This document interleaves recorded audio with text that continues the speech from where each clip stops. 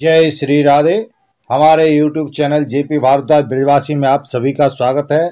दोस्तों, आज हम आपको करवा चौथ व्रत की कथा का श्रवण कराएंगे और उसके साथ साथ एक पुत्र प्राप्ति का एक छोटा सा उपाय बताएंगे, जो कि करवा चौथ के दिन यदि स्त्री उसे करेगी तो उसकी सूनी गोद भर जाएगी और उसे पुत्र की प्राप्ति होगी। करवा चौथ कार्तिक मास की चतुर्थी तिथि को मनाया जाता है। इस पर्व के दिन स्त्रियां अपने पति की मंगल आयु और अखंड सुहाग की प्राप्ति के लिए व्रत करती हैं। यह पति पत्नी के अखंड प्रेम और त्याग की चेतना का प्रतीक है।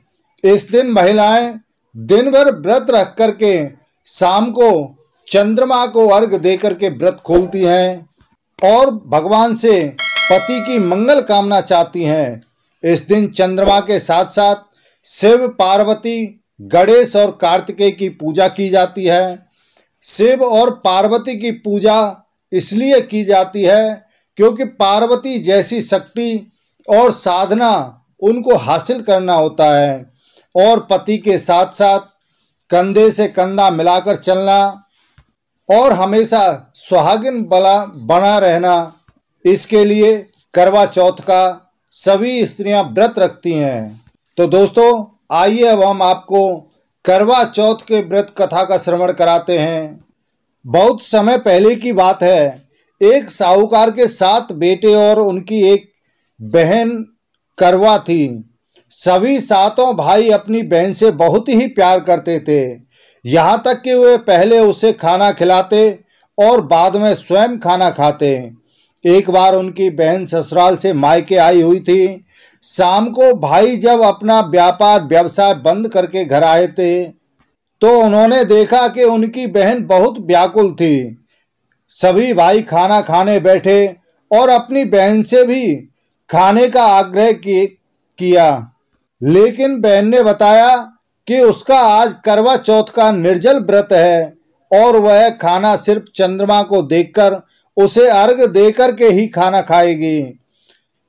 चंद्रमा अभी तक निकला नहीं, इसलिए वह भूख और प्यास से व्याकुल हो उठी। सबसे छोटे भाई को अपनी बहन की हालत देखी नहीं जाती और वह दूर पीपल के पेड़ पर एक दीपक जलाकर चलनी की ओट में रख देता है। दूर से देखने पर वह ऐसा दिखाई देता है जैसे चतुर्थी का चांद उदित हो गया हो। इसके बाद अपनी बहन को बताता है कि बहन, चांद निकल आया है, तुम अर्घ देकर के भोजन कर सकती हो। बहन खुशी के मारे सीढ़ियों पर चढ़कर के चांद को देखती है और उसे अर्घ देकर के खाना खाने बैठ जाती है। जब वह पहला टुकड़ा अपना मुंह में लेती है तो उसे छींक आ जाती है और दूसरा टुकड़ा डालती है तो उसमें एक बाल निकल आता है और जैसे ही उसने तीसरा टुकड़ा अपने मुंह में डालने की कोशिश करी तो उसके पति की मृत्यु का समाचार उसे मिल गया। वह बौखला जाती है, घबरा जाती है।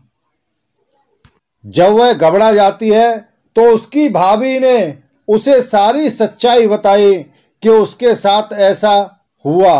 करवा चौथ का व्रत गलत तरीके से टूटने के कारण देवता नाराज हो गए और उन्होंने ऐसा तुम्हारे साथ में कर दिया। सच्चाई जानने के बाद करवा ने निश्चय किया कि वह अपने पति का अंतिम संस्कार नहीं होने देगी और अपने सतीत्व से उन्हें पुनर्जीवन दिलाकर रहेगी।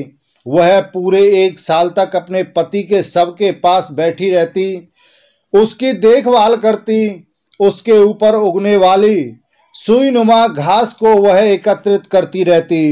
1 साल बाद फिर करवा चौथ का दिन आता है। उसकी सभी भाभियां करवा चौथ का व्रत रखती हैं। जब भाभियां उससे आशीर्वाद लेने आती हैं तो वह प्रत्येक भाभी से यम सुई ले लो, पिए सुई दे दो, मुझे भी अपनी जैसी सुहागिन बना दो, ऐसा आग्रह करती है। लेकिन हर बार भाभी उसे अगली भाभी से आग्रह करने का कह के चली जाती है।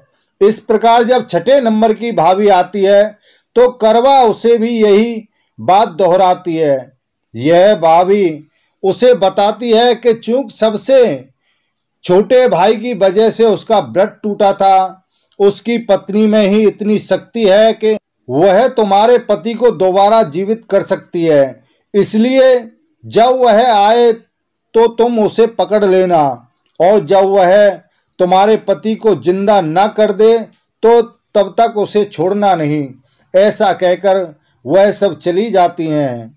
सबसे अंत में छोटी भाभी आती है। करवा उनसे भी सुहागिन होने का आग्रह करती है, लेकिन वह टालम टोल करने लगती है। इसे देख करवा उन्हें जोर से पकड़ लेती है और अपने सुहाग को जिंदा करने के लिए कहती है। भाभी उससे छुड़ाने के लिए नोचती है, खसौटती है, लेकिन करवा उसे नहीं छोड़ती है।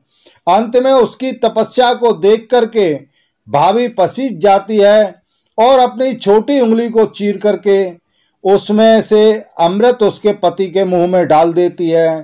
करवा का पति तुरंत श्री गणेश कहता हुआ उठ करके बैठता है।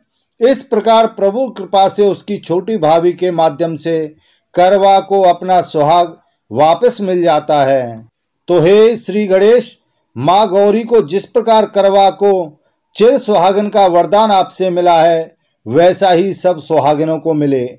तो दोस्तों, हमने आपको करवा चौथ व्रत कथा का महात्मा आपको सुनाया है। अब हम आपको एक पुत्र प्राप्ति का छोटा सा उपाय बता रहे हैं। जब आप गणेश जी की पूजा करें तो गणेश जी पर गुड़ के नैवेद्य के मोदक बना करके भगवान गणेश जी को समर्पित करें और अपनी मनोकामना उनसे अवश्य बोलें। बोलने के पश्चात में जब आप चंद्रमा को अर्घ दे दें तो उसके पश्चात में वह मोदक लड्डू आपको चुपचाप ही खाने हैं। यदि आप इस प्रकार से करते हैं तो श्री गणेश भगवान आपकी मनोकामना जल्दी ही पूर्ण करेंगे। तो दोस्तों, आज के लिए बस इतना ही। यह वीडियो आपको कैसा लगा, हमें उम्मीद है अच्छा लगा होगा। कृपया चैनल को सब्सक्राइब करें, लाइक करें तथा शेयर भी करें, और बगल में लगा घंटी का बटन दबाना ना भूलें, जिससे हम जो भी वीडियो बनाएं उन सभी का नोटिफिकेशन आपके पास में पहुंचे। इसी के साथ ही जय श्री राधे कृष्णा।